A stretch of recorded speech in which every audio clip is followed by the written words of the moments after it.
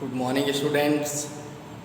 In previous video, we have discussed chapter 3, Our Changing Earth in Geography. In this video, we will discuss about chapter 4, the air. Chapter 4, air. In this video, we will explain chapter 4 air in geography, and we will also discuss about the air and what is our atmosphere. So firstly we will study about the air.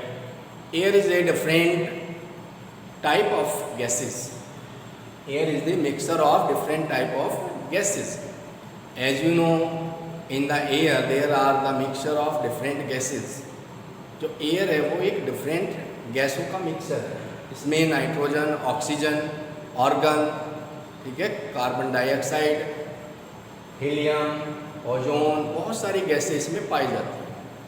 Already in previous class you have discuss that atmosphere. Atmosphere means the envelope of air which surrounded our earth. जो हमारी अर्थ को surrounded किए हुए हैं, ए blanket of air, ठीक है, air का एक ब्लैंकेट जो हमारी अर्थ को सराउंडेड किए हुए हैं, उसको हम एटमॉस्फेयर कहते हैं. एटमॉस्फेयर, एटमॉस्फेयर के द्वारा ही हम अर्थ पर लाइफ पॉसिबल है अर्थ पर, ठीक है. यहाँ पर प्लांट्स, एनिमल्स और ह्यूमन बींग्स पाए जाते हैं. अगर हमारी अर्थ पर एटमॉस्फेयर ना होता तो हम भी सर्वाइव नहीं कर सकते, ठीक है. Without oxygen we can not live. Oxygen पाई जाती है एयर में और एटमॉस्फेयर में, और ऑक्सीजन के बिना हम नहीं रह सकते. इसी तरह से प्लांट क्या लेते हैं? कार्बन डाइऑक्साइड, ठीक है, और ऑक्सीजन छोड़ते हैं. अगर सारे प्लांट्स अर्थ से कट जाएंगे, ठीक है, तो मनुष्य भी यहाँ पर नहीं रह सकता. क्लियर? अब जैसा कि हम देख रहे हैं, डे बाय डे आप देख रहे हैं कि हमारा एटमॉस्फेयर पॉल्यूट होता जा रहा है. हमने एयर को, वाटर को, ठीक है, और सॉइल को, जो हमारे नेचुरल रिसोर्सेज हैं, इनको हमने पॉल्यूट करके रख दिया है, ठीक है. क्योंकि इंक्रीजिंग द पॉपुलेशन इंक्रीज हो रही है, डे बाय डे बढ़ रही है, ठीक है. ज़्यादा लोग होंगे, ज़्यादा उनको ज़रूरत पड़ेगी. दूसरे इंडस्ट्री के द्वारा जो स्मोक निकलता है उससे सारी एयर पॉल्यूट हो गई है. एयर में, एटमॉस्फेयर में एक मिक्सचर बना हुआ है, एक बैलेंस बना हुआ है, ठीक है, लेकिन ये बैलेंस बिगड़ता जा रहा है. अगर हम देखें एटमॉस्फेयर में, तो एटमॉस्फेयर में हमारे सबसे ज़्यादा नाइट्रोजन पाई जाती है, 78%, ठीक है. 78% कौन सी गैस पाई जाती है? नाइट्रोजन. कितने परसेंट है नाइट्रोजन? 78%. और 21% पर हमारे एटमॉस्फेयर में 21% पर ऑक्सीजन पाई जाती है. ऑक्सीजन कितने परसेंट है? 21%. And nitrogen 78%.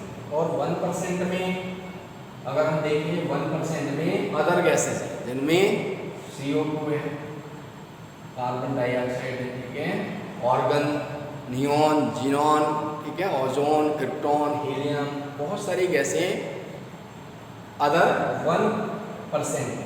तो सबसे ज़्यादा नाइट्रोजन 78% है. ऑक्सीजन, ठीक है, सेकेंड नंबर पर कार्बन डाइऑक्साइड आती है.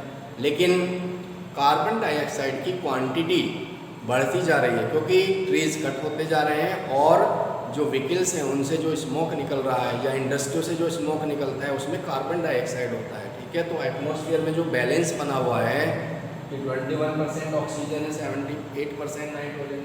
अब इन ऑक्सीजन का, इन गैसों का जो बैलेंस है वो बिगड़ता जा रहा है. जो संतुलन बना हुआ है, ठीक है, वो डिसबैलेंस हो रहा है, क्योंकि ह्यूमन एक्टिविटी के द्वारा CO2 की मात्रा बढ़ती जा रही है एटमॉस्फेयर में. अंडरस्टूड?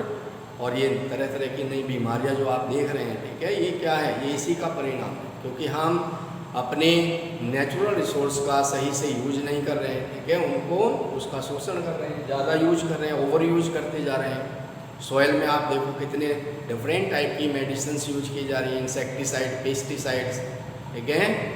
और एयर में हम बहुत तरह की स्मोक छोड़ रहे हैं. अंडरस्टूड? तो इससे क्या हो रहा है कि हमारी एयर पॉल्यूट होती जा रही है, फ्रेश ऑक्सीजन हमें नहीं मिल पा रही है. कितनी ऑक्सीजन की कमी आई इस दौर में कोरोना काल में आपने देखा कि बहुत लोगों को ऑक्सीजन भी नहीं मिल पाई। क्यों? क्योंकि हमने जो ओल्ड ट्रीज थे हमारे, जिनसे सबसे ज़्यादा ऑक्सीजन मिलती है, जैसे कि पीपल, नीम, ठीक है, पीपल, बटवृक्ष, ठीक है, जो भी हमारे सबसे ज़्यादा ऑक्सीजन देने वाले पेड़ हैं, ठीक है, उनको हमने काट दिया है। इससे क्या हो रहा है? ऑक्सीजन की कमी होती जा रही है, ठीक है। नए नए सिटी बसाने के लिए, बिल्डिंग बनाने के लिए हमने पेड़ों को काटा, रोड बनाने के लिए, ठीक है, एग्रीकल्चर के लिए बहुत पेड़ों को काटा गया। तो इससे क्या हो रहा है कि ऑक्सीजन की कमी होती जा रही है। अंडरस्टूड? तो ये हमारा एक बैलेंस बना हुआ है एटमॉस्फेयर में, और बिना ऑक्सीजन के हम सर्वाइव नहीं कर सकते। हम जो ब्रीथ लेते हैं, जो सांस लेते हैं, ठीक है, एयर में, उसमें ऑक्सीजन मिली हुई होती है। अंडरस्टूड? क्या होती है? उसमें ऑक्सीजन होती है, और इस ऑक्सीजन से ही हम जीवित हैं। अगर आप 1 मिनट के लिए भी अपने सांस रोकेंगे, ठीक है, तो आपको पता चल जाएगा कि आपको कितनी नीड है, कितनी इम्पोर्टेंस है ऑक्सीजन की। क्लियर? तो it is the very important gas in the atmosphere. And second, carbon dioxide, ठीक है, जो कार्बन डाइऑक्साइड है वो प्लांट के लिए ज़रूरी है। प्लांट उसको लेते हैं और ऑक्सीजन को छोड़ते हैं, और हम ऑक्सीजन लेते हैं, कार्बन डाइऑक्साइड रिलीज करते हैं, ठीक है। तो इसलिए हम प्लांट और एनिमल्स और ह्यूमन बींग्स एक दूसरे पर डिपेंड रहते हैं। क्लियर? तो सेकेंड नाइट्रोजन है, फर्स्ट ऑक्सीजन है इम्पोर्टेंट गैस, सेकेंड है नाइट्रोजन। जो प्लांट्स होते हैं वो नाइट्रोजन को डायरेक्टली नहीं लेते, वो अपनी रूट्स के द्वारा लेते हैं, एयर से यूज करते हैं। नाइट्रोजन 78% है एटमॉस्फेयर में, और प्लांट उसको इसके द्वारा लेते हैं, रूट्स के द्वारा। Clear? It is very important, second important gas in our atmosphere. Atmosphere में सेकेंड इंपॉर्टेंट गैस है ऑक्सीजन के बाद, ठीक है। तो ये नाइट्रोजन रूट्स के द्वारा प्लांट्स एब्जॉर्ब करते हैं, ठीक है। उसमें बैक्टीरिया होते हैं उनकी रूट्स में, और वो सॉइल से नाइट्रोजन लेते हैं और फिर उसकी हेल्प से, एयर की हेल्प से इसको एब्जॉर्ब करते हैं नाइट्रोजन। क्लियर? इसके अलावा कार्बन डाइऑक्साइड ये भी बहुत इम्पोर्टेंट है, ठीक है। कार्बन डाइऑक्साइड जो CO2 है ये भी बहुत इम्पोर्टेंट है। अगर हमारी एटमॉस्फेयर में CO2 ना हो तो डे में टेम्परेचर ज़्यादा होगा, ठीक है। जो सन की लाइट है, आपने देखा है कि हमारे एटमॉस्फेयर में ओजोन भी, ठीक है, ओजोन एक गैस है बहुत ही इम्पोर्टेंट है, और ये क्या करती है कि जो सन से आने वाली अल्ट्रावायलेट रेज है उनको फिल्टर करके अर्थ पर भेजती है। क्लियर? अगर ये ओजोन ना होती, एटमॉस्फेयर ना होता अर्थ पर, तो ये सीधी रेज अर्थ पर आती, ठीक है, और इनसे बहुत घातक बीमारियां फैलती, स्किन जैसी, स्किन बर्न हो जाती, प्लांट बर्न हो जाते हैं। अगर ये अल्ट्रावायलेट रेज सन की डायरेक्ट अर्थ पर आ जाए तो ये सब कुछ जला सकती है, इतनी पावरफुल रेज है। ओजोन लेयर क्या करती है? उसको फिल्टर करके ही एटमॉस्फेयर में अर्थ पर भेजती है, ठीक है। तो एटमॉस्फेयर बहुत ही इंपॉर्टेंट है। अदर प्लैनेट पर एटमॉस्फेयर नहीं है, इसलिए वहाँ पर लाइफ भी पॉसिबल नहीं है। अर्थ पर एटमॉस्फेयर है, इसलिए यहाँ पर लाइफ पॉसिबल है। Clear?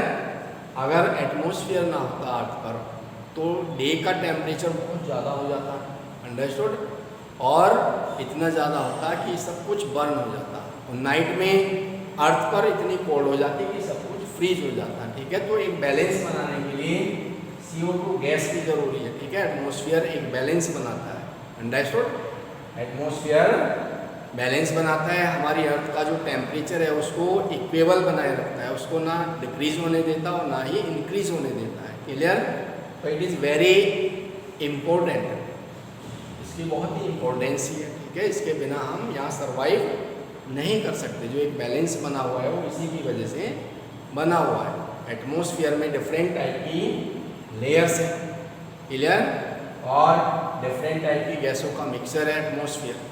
And atmosphere is a blanket of air, जैसा कि आपने पढ़ा है कि एटमॉस्फेयर एक ब्लैंकेट है एयर का जो अर्थ को सराउंड किए हुए है चारों ओर से। Clear?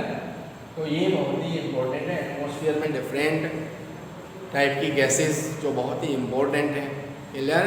Air is a mixture of different gases like oxygen, nitrogen, carbon dioxide, ठीक है, डिफरेंट टाइप की गैसों का एक मिक्सचर है।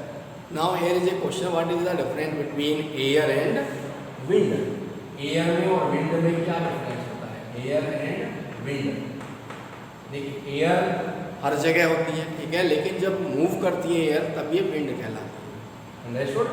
इसके मूविंग करने का एक फॉर्मूला, एक नियम है, ठीक है, और ये फैराडे ने भी दिया था, और एक नियम है कि एयर जो है हमेशा हाई प्रेशर एरिया से लो प्रेशर एरिया की ओर मूव करती है, ठीक है। यहाँ पर मान लीजिए high pressure area, high pressure area कहाँ पर होगा? जहाँ पर टेम्परेचर कम होगा, ठीक है, अंडरस्टूड। और यहाँ की जो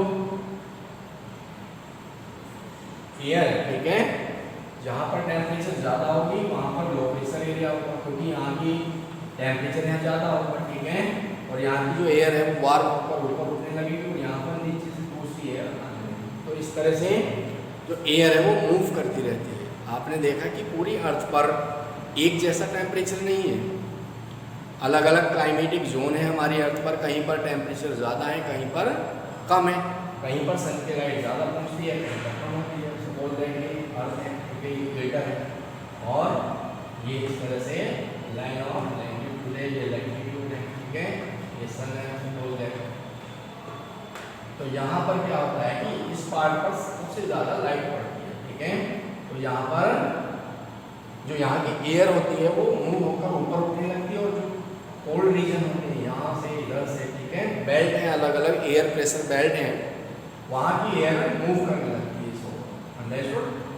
इधर ये नॉर्थ पोल होता है और नीचे साउथ पोल, ठीक है,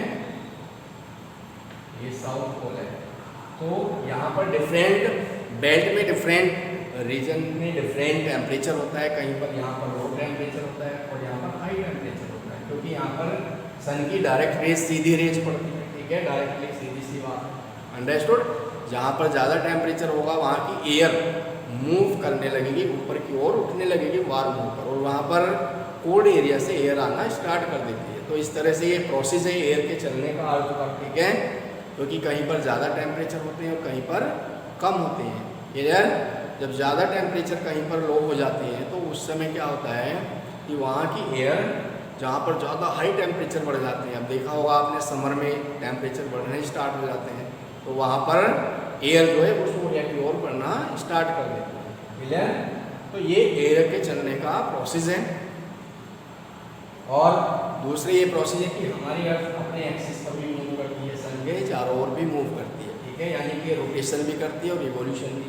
जब ये रोटेट करती है, ठीक है, तो ये फैरल ने एक नियम दिया था कि जो नॉर्दर्न हेमिस्फीयर है ऊपर और ये सदर्न हेमिस्फीयर है, उत्तरी गोलार्ध है, दक्षिणी गोलार्ध, तो यहाँ पर जो एयर है वो अपनी राइट ओर मूव करती है और सदर्न हेमिस्फीयर में अपनी लेफ्ट ओर मूव करने लगती है। ठीक है, तो ये एयर के बारे में हमने आपको बताया। Thank you and have a nice day.